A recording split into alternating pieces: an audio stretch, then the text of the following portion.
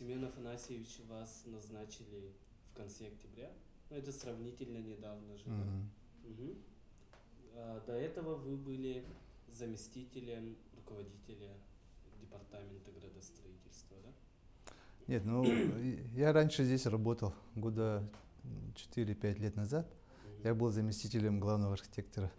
И после этого был начальником департамента градостроительства, да? Вот этот отрезок времени я отработал в Министерстве архитектуры и строительного комплекса. А там уже Министерство архитектуры, там уже руководителем отдела архитектуры. Так что я в этой отрасли как бы и на муниципальном уровне работал, и на уровне республиканском уровне работал. Так что полностью вот эти вопросы изначально уже знаю давно. Получается, потом в конце октября? Ну, в начале ноября меня вот назначили на должность главного архитектора. И это происходило вот исходя от, глава города Якутска объявила, что на должности должны назначать именно сообщество, да? И мы вот как раз вот в Союз архитекторов Якутии сделали собрание, общее собрание, и там мы обсудили, кто из кандидатур может выдвинуться на эту должность. Ну, коллеги решили выдвинуть 2 кандидатуры, соответственно, была одобрена моя кандидатура, поэтому я вот с ноября проголосовали. Ну, предложили 2 варианта, как бы, да, и посмотрев 2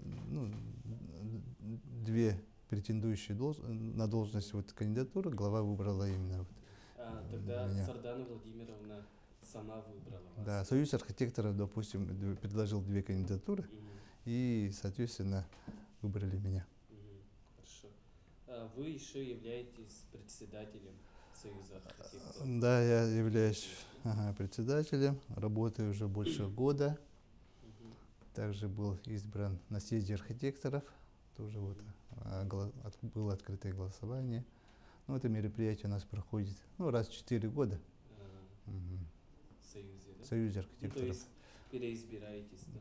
Или меняется? Да, каждые 4 года проводится съезд Союза архитекторов Якутии.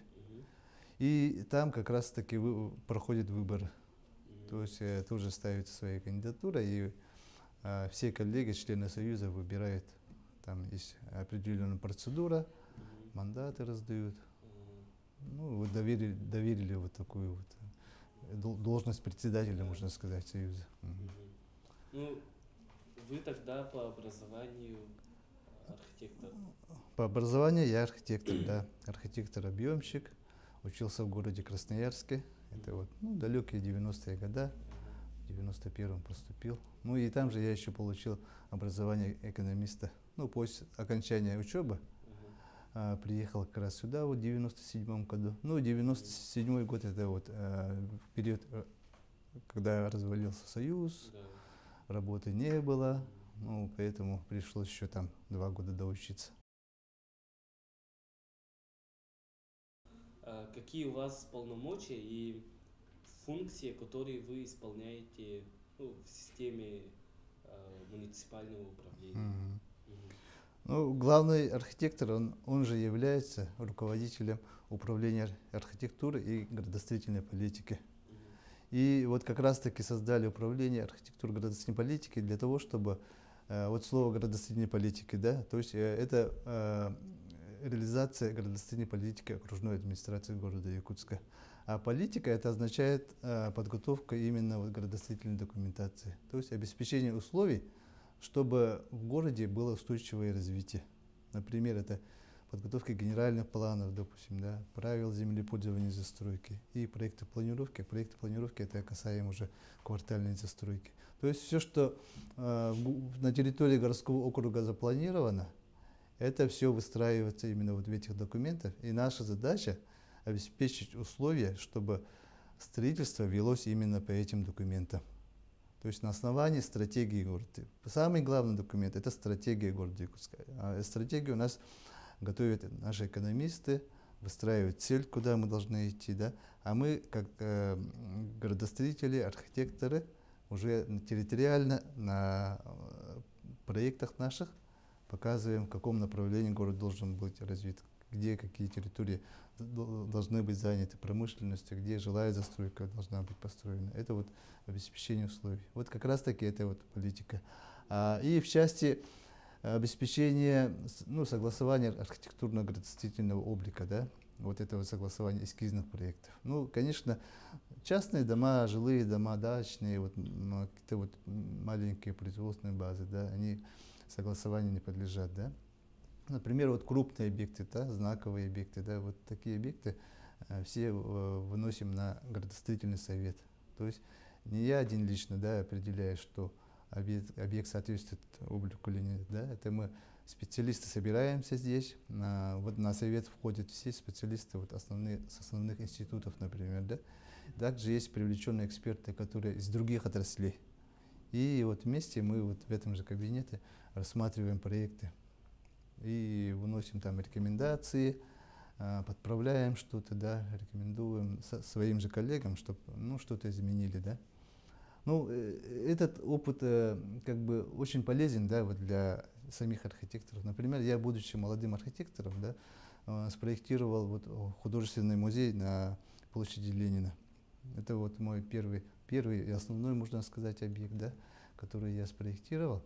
И как молодой архитектор сразу вот проект вынесли на градостроительный совет, и варианты у меня были разные варианты. Но я как молодой человек его спроектировал немножко другим, современным, допустим, да.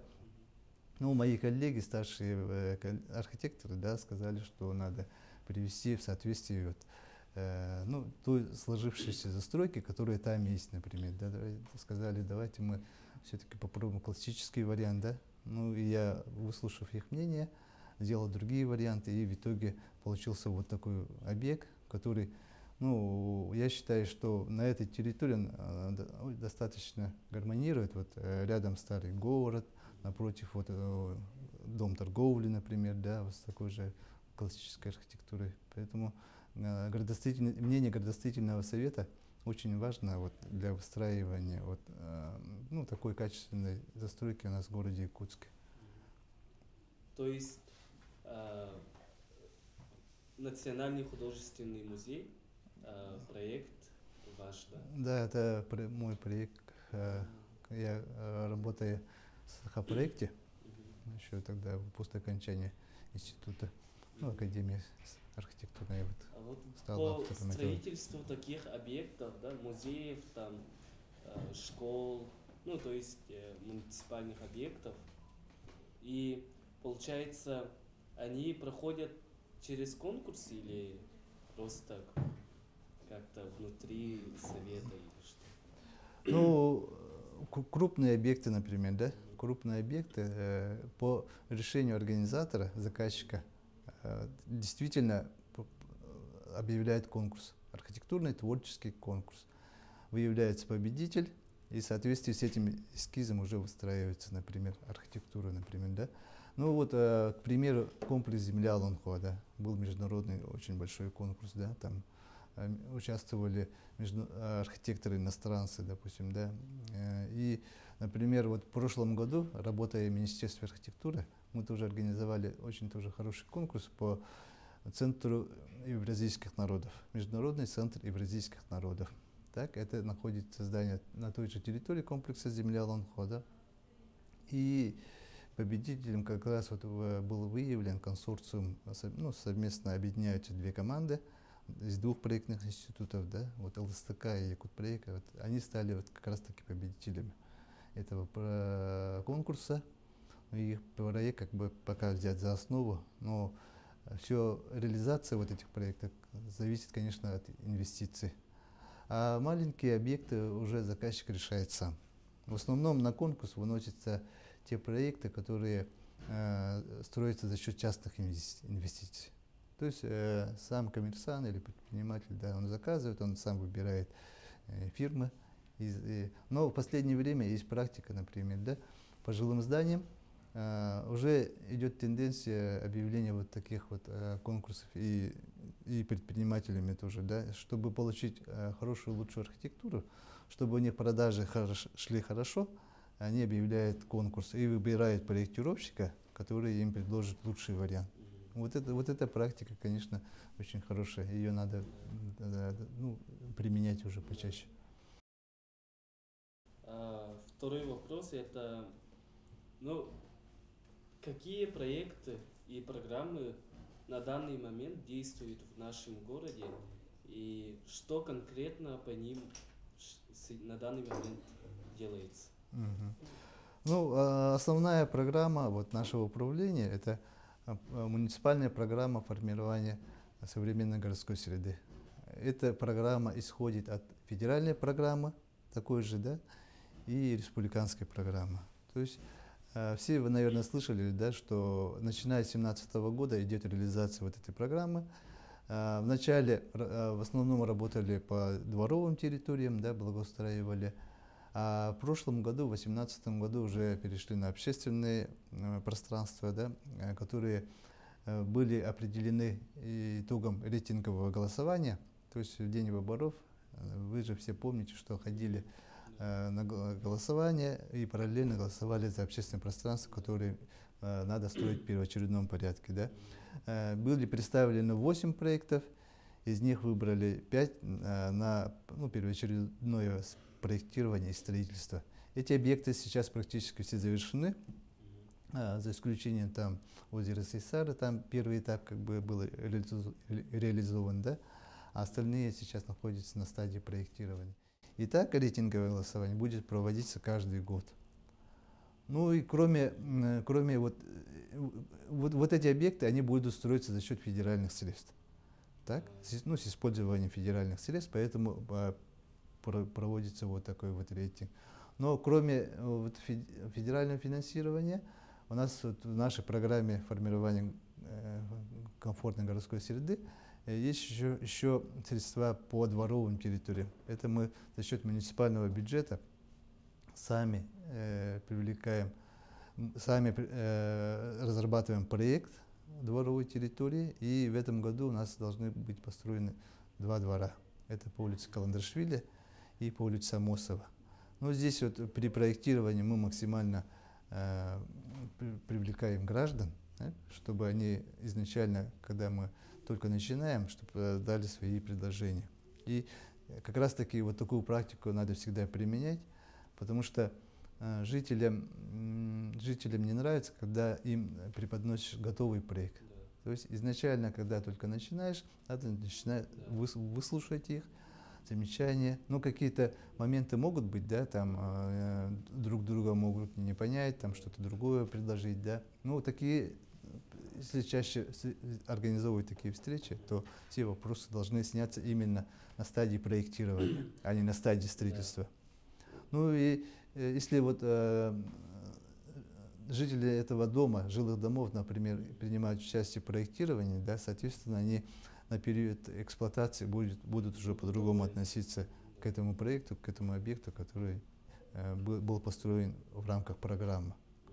Ну, соответственно, и качество подрядных работ они сами же могут контролировать. Поэтому наша задача сейчас вот, да, в этом году сделать вот такой качественный объект, качественный двор. По созданию доступной среды для людей с ограниченными возможностями.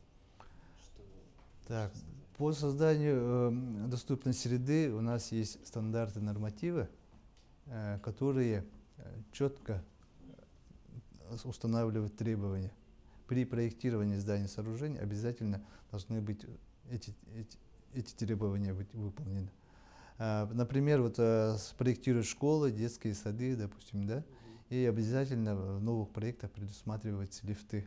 Лифты, отдельные санузлы, отдельные парковки и с соответствующими требованиями, с соответствующими габаритами пандусы.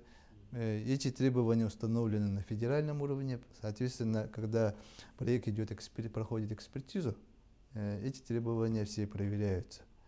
И после окончания строительства, да, есть управление Госстройнадзора, который принимает и дает заключение о соответствии построенного объекта проекта. Да, эти требования все обязательно проверяются. И на новых объектах, новые объекты все обеспечены именно мероприятиями по доступности. Хорошо. То есть это именно социальные объекты, там школы, больницы там и так далее, да?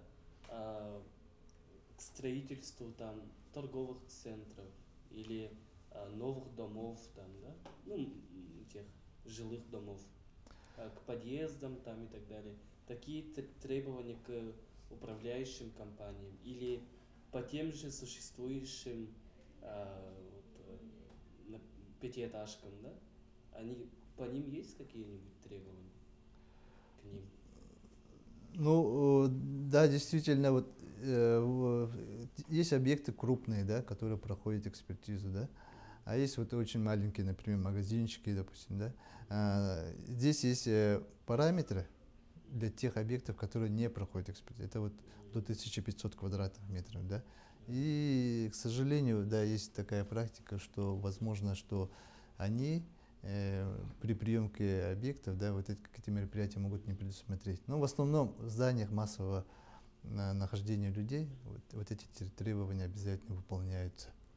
А в жилых зданиях, да, вот в последнее время стали применять метод, вот, когда весь дом поднимается на стеллабат, так, подъездная часть спускается вниз, то есть только подъездная часть спускается вниз. Соответственно, высота подъезда, да, она уменьшается.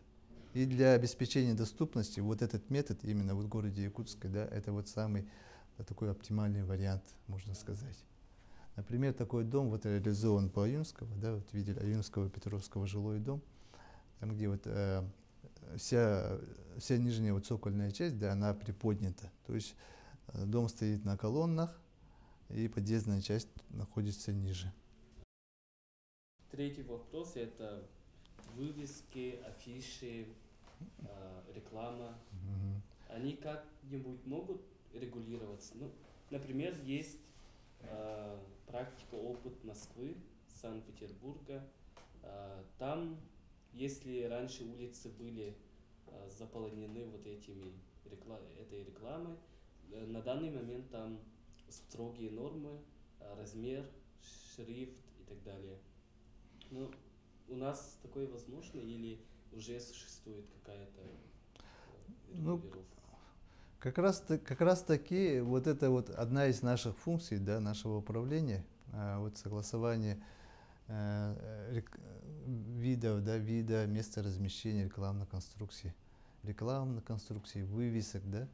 И вот на днях мы как раз таки поднимаем эту проблему о том, что для себя должны принять решение по запрету баннерной рекламы, по размещению баннерной рекламы на торцах жилых зданий. Вот вы видите, да, что полностью весь торец здания закрывается рекламой, да, и мы на данный момент предлагаем постепенно перейти, у кого, допустим, аренда закончилась, да, мы дальше ему даем пролонгацию только в случае, если он перейдет на рекламу в виде нанесения муралов, то есть стрит-арт. Вот такой вариант мы сейчас хотим вынести на общественное обсуждение и хотим выслушать вот как раз-таки наших граждан, да, какую позицию они принимают. Например, жильцы этого дома, которые на торце здания, да, они, конечно, заинтересованы, да, и они сейчас вот к нам приходят и говорят: разрешите, пожалуйста, разместить торцы нашего здания, вот баннерную рекламу, допустим, да. А мы говорим: давайте мы вот послушаем наших жителей, потому что визуально это касается всех. Например, если это самое вот видное место, допустим, да, там проезжают вот наши жители, и всегда наблюдаем вот эту картину. И мы предлагаем вот это сделать там мурал, например, вот по типу тех вот эпосалонхо, например, да, по Юнского поставили, например, вот продолжить тот ряд и наверху сделать небольшую рекламу, наименование той фирмы, которая заказала вот этот проект, да. При этом жители ничего не теряют, они получают те же средства, как бы, но, конечно, затрата будет на начальном этапе, когда фирма-рекламодатель будет размещать вот этот мурал. Но мы должны все равно идти к качественной рекламе, вывески в виде вот баннерные основы, они не должны быть. Вот как раз идет тенденция по программе формирования комфортной среды, да, очистка от визуального мусора. Город должен очищать, фасады зданий, они должны иметь свою архитектуру, да, вот, которая она была изначально. То есть мы не должны их закрывать баннерами, там, большими щитами, да. На данный момент у нас есть правила благоустройства, есть порядок размещения рекламы, да, там разрешается только установка вот, наименований, допустим, фирм, да, без основы. То есть объемные буквы, цветовые буквы, да, но они должны быть разработаны именно в комплексе всего фасада здания. То есть не должны закрывать, они должны быть ну, каких-то единых размеров. Да. То, что вот пример Москвы сказали, да, это называется дизайн-код. То есть заранее разрабатывается дизайн-код какой-то улицы, и там устанавливаются именно размеры вот этих наименований вывесок, размещение рекламы. И четко по всей улице, вот, по каждому фасаду идет вот этот ряд. А в нашем случае вот мои предшественники подготовили дизайн улицы Лермонтова, но он, к сожалению, не был утвержден, потому что ну, не нашли общий язык при согласовании, при утверждении вот этого документа, можно сказать. Да? Но проект этот существует. Ну, по нему тоже мы как бы работаем. Да? И в этом году мы предлагаем дизайн-код сделать вообще вот по основной нашей магистрали, которая ведется из аэропорта и заканчивая проспектом Ленина.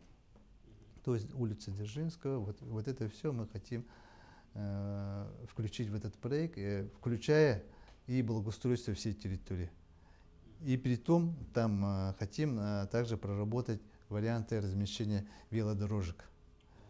Так, по велодорожкам у нас не только вот по той магистрали будет проходить, да, а вообще вот по тем улицам, которые к нему прилегают, по тем объектам, которые тоже входят в эту систему, вообще будет подготовлен велокаркас города Якутска. Да. Мы сегодня как раз таки вот совещались у заместителя главы Василия Васильевича Гоголева. Вот в 203 микрорайоне у нас на новых улицах будут уже предусмотрено размещение велодорожек. Но кроме этого, вот, существующих уже застроенных улицах надо тоже вот организовывать такие дорожки. Ну, это очень большая, кропотливая работа. Да. Мы в течение этого года вот этот проект должны совместно вот даже совместно с рекламными фирмами, совместно с предпринимателями, да, принять, допустим, кто-то хочет больше сделать, да, рекламу, мы должны найти один общий язык. То есть мы должны выслушать предпринимателей вот того дома, которого мы предлагаем, допустим, исключение рекламы, допустим, да. Мы должны какие-то альтернативы найти, допустим, как в том случае вот с баннерами, например, да. Четвертый вопрос – это проблема грязи и пыли, но она известна всем нам. И как с этим бороться?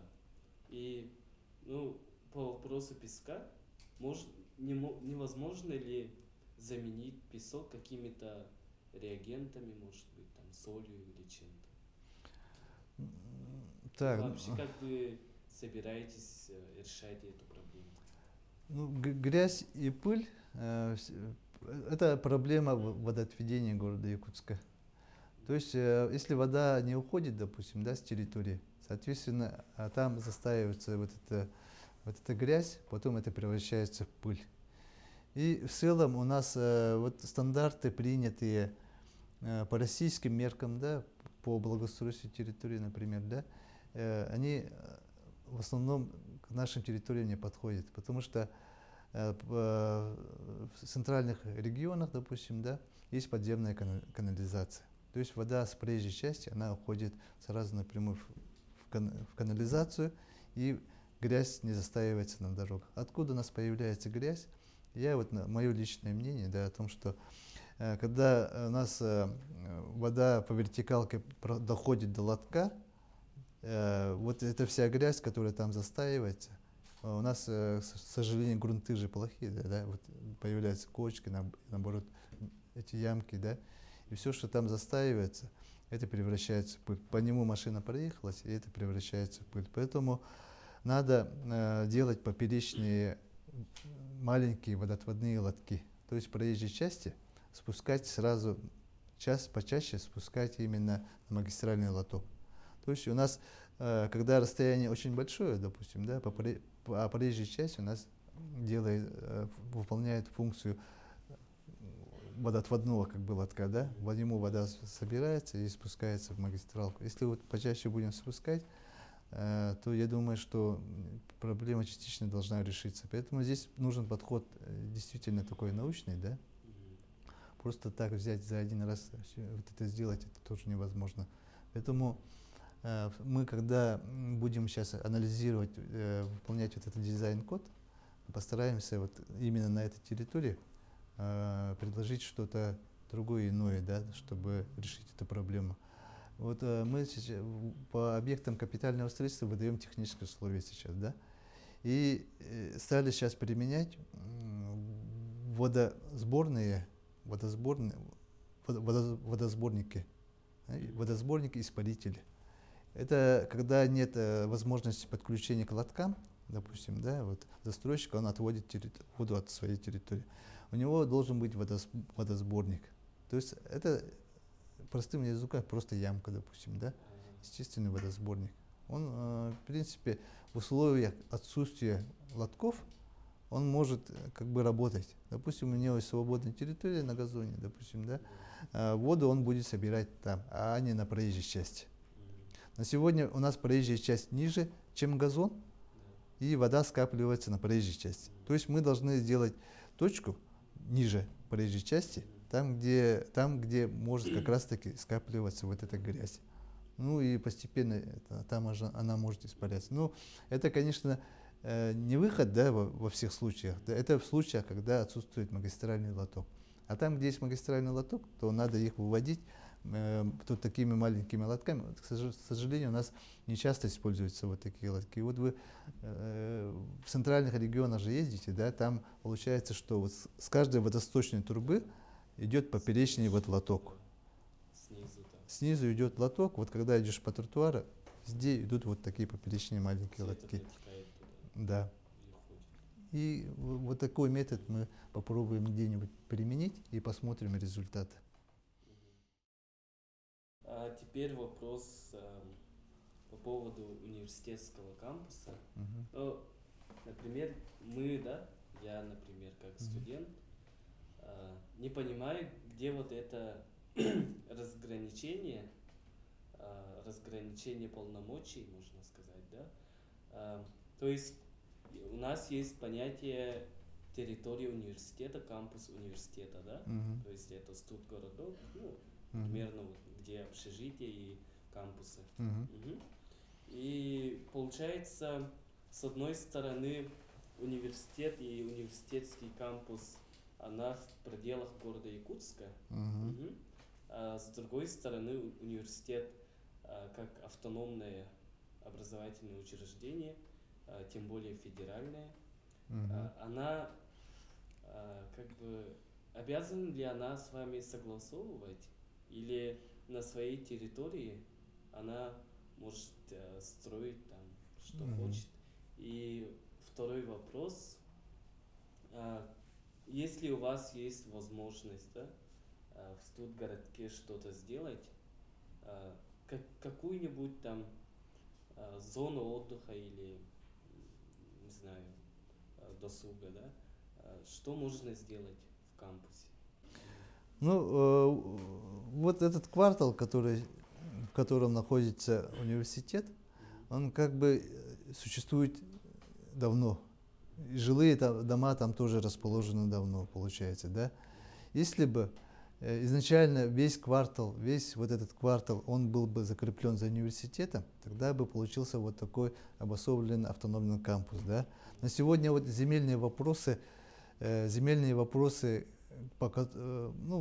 тех собственников, которые там расположены, да, каких-то там гаражей, например, да, магазинов, допустим, да, или жилых многоквартирных домов, да, они уже собственники этих земельных участков. Соответственно, университет чисто юридически не может претендовать на их территорию. То есть поэтому согласование все проходят через окружную администрацию. Так? Вот как я уже сказал, если бы это была бы отдельная территория, закрепленная за университетом, тогда был бы полноценный кампус. На сегодня, к сожалению, нет, но все равно придерживается вот общее направление, что это студенческий городок, и основные направления деятельности тоже выстраиваются вот также вот с учетом студенческих вот интересов, так ведь, да? И размещение вот зон отдыха именно внутри территории, мне кажется, вы должны взять в свои руки. Насколько вот я знаю, да, вот инженерно-технический институт, вот Алексеев Николай Николаевич, да, заведующий кафедрой, он проводил воркшоп, и вот за корпусом технического института они сделали вот зону отдыха, ну, сделали проект соответствующий, да. Соответственно, по всей территории квартала вы бы могли вот такой проект сделать. Именно с участием вот всех студентов, например, да, с учетом всех пожеланий, да. Можно там запланировать размещение арт-объектов, можно запланировать размещение муралов, да, делать какие-то внутренние маршруты. Ну, то есть для себя сделать очень интересным и туда вписать вот те здания, которые уже там есть. Может быть, там дополнительно даже придумать какие-то функции, например, да, которые интересны молодежи, например, коворкинги, да, вот какие-то вот здания соответствующие, скейтбординг, вот эти, да, вот элементы воркаута, например, да. Вот это все там можно предусмотреть. И на сегодня же есть вот направление тактический урбанизм, когда берется свободная территория и именно с малыми затратами там организовывается какая-то зона отдыха, общественное пространство или сквер, да. И я думаю, что университет может именно с этого направления как бы начать. Ну, вы видите же практики вот российских городов, да, когда с деревянной конструкцией, но в качественном исполнении делают такие вот наработки. И это очень хорошо применяется вот за рубежом, например, да. Когда строят какой-то капитальный сквер, например, да, парк, прежде чем его построить, делают именно вот пробные вот такие вот пробное размещение этого парка из недорогих элементов, допустим, да, чтобы посмотреть, пойдет ли туда народ, как будут использовать. А потом, когда народ туда подтягивается, уже могут туда влить какие-то инвестиции. И территорию студгородка можно было бы вот так вот как раз таки организовать. А отдельный кампус, я вот в свое время, когда работал архитектором, мы участвовали в конкурсе вот, на территории Залога. То есть напротив вот канала, с той стороны, на территории Залога, нам в качестве задания выдали всю территорию, вот с правой стороны, там, где комплекс земля Лонхо, размещение кампуса. И было несколько вариантов, и мы в том числе вот с Геннадием Поповым тоже свой вариант тогда готовили. То есть, но этот проект, он может быть реализован, когда будут очень большие вливания. То есть вы представляете, да, сколько надо жилых домов там выкупить, чтобы это все организовать.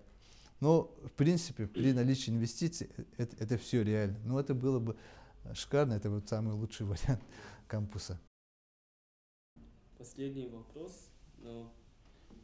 Как мы знаем, по федеральному закону о запрете курения, у нас запрещается курить в общественных местах, да? На улице, на остановках, ну, в любом месте, кроме своего двора, там, балкона, да?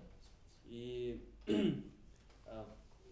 я прочитал, и по этому закону предусматривается также места, отведенные для курения, да? То есть, с одной стороны, получается то, что не должны страдать другие граждане, да, и вред их здоровью, да? А с другой стороны, как бы люди, которые курят, тоже являются гражданами, да, полноценными. И с другой стороны, ну, по нормативам я понял, что на сколько-то метров должен быть место, отведенное для курения. Что вы об этом думаете и планируется ли вообще вот создание мест для курения? Почему этот вопрос? Потому что при запрете мы видим, что всякие там под домами, в каких-то углах, там везде, где можно чуть более-менее спрятаться, там создаются вот эти произвольные места для курения, которые, извините за выражение, они засраны полностью окурками, там, пачками и так далее. Не лучше ли создать вот такие специально отведенные места, чем вот это вот все? Ну, к сожалению, как-то я не вникал вот в этот вопрос, да? Но этот вопрос для меня тоже очень задевает, потому что я сам не курю. Получается, вот мы, когда выходим на улицу, ну, возле любой администрации, допустим, да, вот когда я работал в Минстрое, это уже вот выходишь, и все стоят, курят рядом с крыльцом, да? Идешь домой пешком, тоже стоят, курят. За кем-то идешь, он идет, курит, и весь дым идет на тебя, да. Ну, кроме этого, еще бросит куда-нибудь на тротуар, да. Ну, ситуация, конечно, очень такая плохая. Ну, насколько я знаю, должны курить, по-моему, в помещениях, где должны быть эти курительные комнаты. Ну, не во всех зданиях, наверное, это оборудовано. Ну, надо этот момент как-то изучить, да. Действительно, стоит подумать. Можем эти моменты обсудить, да, действительно надо что-то делать, потому что когда вот стоят на улице курят, да, это мы запретили внутри дома курить, из-за этого же они вышли, да, но с одной стороны это пропаганда курения получается, тогда вот наши дети вот рядом же ходят, да, и видят, стоят люди курят, наоборот, как будто бы они хвастаются и показывают всем, что вот они курят, да. Ну, я считаю, что это неправильно. Может быть, они должны внутри здания где-то в отведенном, где вентиляция есть определенная, да? Ну, наверное, вот такие надо организовывать. А какие-то ларечки, не знаю, давайте подумаем. И по поводу мусорных урн, это последний вопрос. Что-то у вас вопросов все больше и больше. Ну, все, заканчиваем. Мусорные урны и... Ну, у нас есть программа «Чистый город», по-моему, которая предусматривает урны каждые сколько-то метров обязаны делать. Кто это контролирует? И мы знаем многие места, где мусорных урн нет и мусор валяется. Ну, это департамент жилищно-коммунального хозяйства есть. Департамент и служба эксплуатации городского хозяйства. Вот недавно поменялся закон, да, есть единый оператор. И как раз вот после Нового года какие-то очень большие изменения произошли. Ну, вы же все слышим, я тоже так же, вот как обычный гражданин, слышу, да, что мы будем оплачивать дополнительно там что-то, да. Ну, по этому направлению я как пользователь тоже знаю то, что вы. Но здесь у меня тоже свое как бы мнение, да. Я считаю, что вот эти мусорные баки, они должны быть немножко высокие, да. Потому что откуда вот это почему разбрасывается вот да, весь мусор? Ну, достают собаки, достают вот лица, которые без определенного места жительства, да. И почему бы их не сделать чуть повыше, чтобы не доставали собаки? И в принципе, это же лучше, да, допустим, сделать объем мусорного бака больше. Ну, я же ну, это идеальный вариант, когда есть, ну, международная практика, да, что на колесиках, закрытые. Это идеальный вариант.